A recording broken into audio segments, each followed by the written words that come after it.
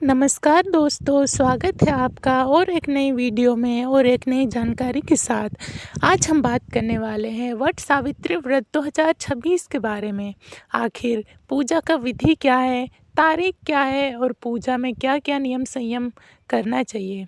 दोस्तों, पूजा करना ही काफ़ी नहीं है, पूजा करने के लिए नियम संयम का भी पालन करना अत्यंत महत्वपूर्ण है।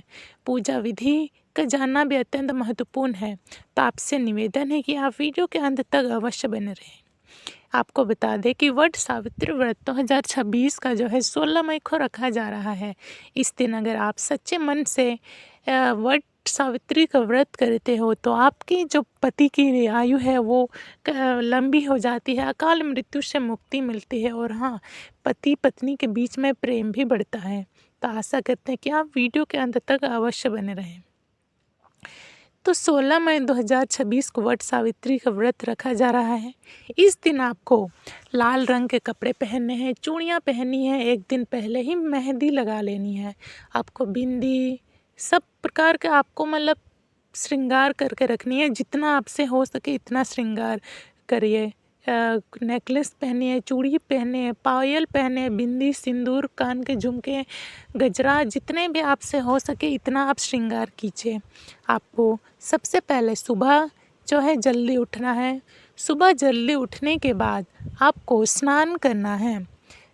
स्नान करने के बाद घर की साफ़ सफाई आपको एक दिन पहले ही कर देनी है। उसके बाद स्नान करने के बाद आपको मंदिर की साफ़ सफाई करनी है। मंदिर की साफ़ सफाई करने के बाद आपको आपकी श्रृंगार करनी है। श्रृंगार में आप लाल साड़ी पहन सकते हैं, पायल पहन ले, चूड़ियाँ पहन ले, बिंदी पहन ले, बालियाँ पहन ले, नाक की नथनी पहन ले, सिंदूर और बिंदी अवश्य लगाइए और हाँ, पैरों में आलता आप अवश्य लगाइए। पूजा के दौरान या व्रत के दौरान पैरों में अगर आप आलता लगाते हो तो इससे भगवान की प्राप्ति, भगवान जल्दी प्रसन्न होते हैं और आपको आलता अवश्य लगानी है। उसके बाद आपको मंदिर में जा कर के पूजा आराधना करनी है और संकल्प लेनी है वट सावित्री व्रत की। संकल्प आप कैसे लेंगे? अपने दाएं हाथ में जल लीजिए, अक्षत लीजिए और पुष्प लीजिए। उसके बाद आपको अपना नाम बताना है, अपना पिता आपके जो पति हैं उसका नाम बताना है, आपका निवास स्थान बताना है और आपका गोत्र बताना है। यह बताने के बाद आपको ये बोलना है कि मैं आज वट सावित्री का व्रत कर रही हूँ। आपसे अनुरोध है कि भगवान विष्णु से आप संकल्प लें कि इस व्रत में मुझे सफलता दे, हिम्मत दे और व्रत में मुझे जो है व्रत का पुण्य फल प्राप्त हो मुझे और व्रत के आशीर्वाद से मेरे पति की जो है आयु लंबी हो, मेरे हम दोनों के बीच में प्रेम बढ़े, घर में सुख शांति आए, पति पत्नी के बीच में जो है सुख शांति रहे। इसके बाद आपको वह जल नीचे गिरा देना है और प्रार्थना करनी है। उसके बाद आपको गणेश जी का ध्यान करना है। गणेश जी का ध्यान करने के बाद गणेश जी का मंत्र जप करना है। ओम गण गणपताय नमः या ओम श्री गणेशाय नमः का आपको 108 बार नाम जप करना है या मंत्र जप करना है। इसके बाद आपको आपके गुरु हैं तो आप उनका जाप कर सकते हो, नहीं तो आप शिव जी का मंत्र जप कर सकते हो। शिव जी सबके गुरु हैं, आदि गुरु हैं। अगर आप उससे गुरु मान करके जाप कर मतलब संकल्प या व्रत करते हो तो इससे भी फल बहुत अच्छी मिलती है। आपको ओम नमः शिवाय का 108 बार मंत्र जप करना है और उससे प्रार्थना करनी है कि मैं आपको गुरु मानती हूँ, मैं इस बार वट सावित्री व्रत कर रही हूँ, आप मुझे अपना आशीर्वाद से इस व्रत में सफलता दें। उसके बाद आपको विष्णु जी का ओम नमो भगवते वासुदेवाय नमः इस मंत्र का आपको कम से कम 3 माला जाप करनी है। 3 माला या 108 बार भी आप जप कर सकते हो और नहीं तो 3 माला, 5 माला, 7 माला जितना चाहे आप जप कर सकते हो और मन मन में आपको ओम नमो भगवते वासुदेवाय नमः जप अवश्य करना है। इसके बाद आपको थाली सजानी है। थाली कैसे सजानी है चलिए हम बताते हैं। थाली में आपको रोली, अक्षत, फल फूल, मिठाई और सूत आपको सजा देनी है थाली में। थाली सजाने के बाद आपको वट वृक्ष के पास जाना है। वट वृक्ष यानी कि बरगद के पेड़ या आप पीपल के पेड़ भी अगर आपके पास बरगद के पेड़ नहीं है तो आप पीपल के पेड़ में भी कर सकते हैं। अच्छा होगा कि आप बरगद के पेड़ में ही जाएं।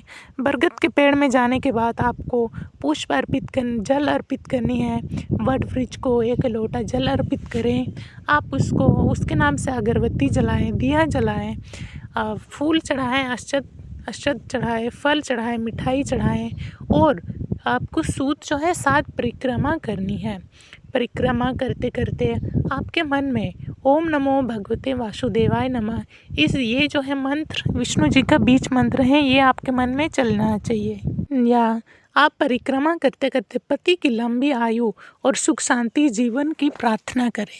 अंत में आपको वट सावित्री व्रत का कथा सुनना है और आरती करनी है। इसे करने से आपको अखंड सौभाग्यवती भव का जो है अखंड पतिव्रता का आपको आशीर्वाद मिलते हैं।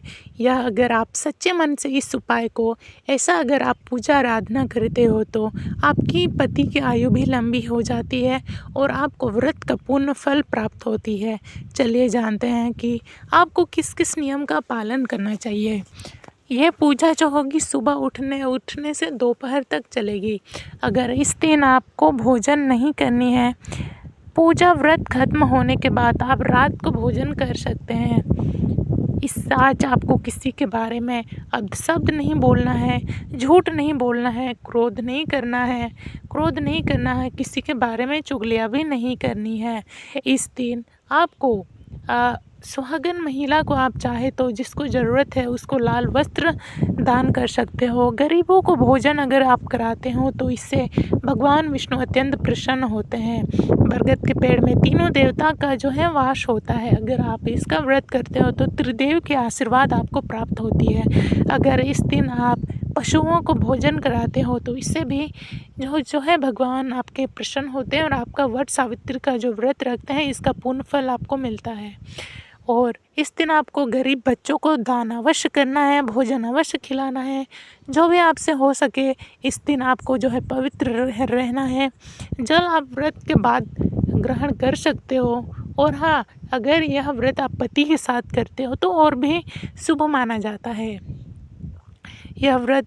आशा करते हैं कि आपको यह जानकारी पसंद आई होगी। अगर वीडियो पसंद आई है तो वीडियो को लाइक करें, कमेंट करें और हाँ, चैनल को सब्सक्राइब ना करें। ऐसे ही नई जानकारी इस चैनल पर आती रहती है। और कथा का एक वीडियो आने वाला है, उसको भी आप देख लें।